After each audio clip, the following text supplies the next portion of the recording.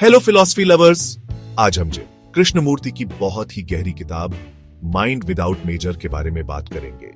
ये किताब जो असल में इंग्लिश में लिखी गई थी, हमारे दिमाग के नेचर और उस पर हमारी लगाई हुई बेड़ियों के बारे में बहुत डीपली बात करती है। कृष्णमूर्ति हमें चैलेंज करते हैं कि हम अपने दिमाग को बिना किसी जजमेंट या पहले से बनी हुई धारणा के देखें। उनका मानना है कि असली आजादी हमें अपने मेंटल पैटर्न्स को समझने और उनसे आजाद होने से मिलती है। सोचो, एक ऐसा दिमाग जिस पर समाज के नियम, पुराने एक्सपीरियंस या फ्यूचर की चिंता का कोई असर ना हो। कृष्णमूर्ति इसे ही माइंड विदाउट मेजर कहते हैं।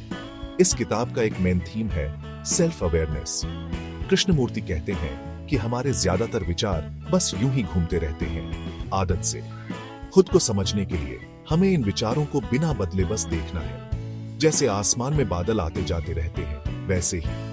एक और जरूरी बात है साइकोलॉजिकल टाइम। कृष्णमूर्ति के हिसाब से हम अक्सर पास्ट या फ्यूचर में फंसे रहते हैं, जिससे हम प्रेजेंट मोमेंट को पूरी तरह जी नहीं पाते। वो हमें अभी में जीने और समय के बोझ को छोड़ने के लिए कहते हैं। कृष्णमूर्ति मेडिटेशन पर भी जोर देते हैं, लेकिन उनका मेडिटेशन कोई पूजा पाठ या तरीका नहीं है। ये एक ऐसी मनस्थिति है जहां कुछ और बनने की कोशिश नहीं होती, बस देखना और समझना होता है। तो माइंड विदाउट मेजर हमें आदतों की बेड़ियों से दिमाग को आजाद करने का न्योता देती है।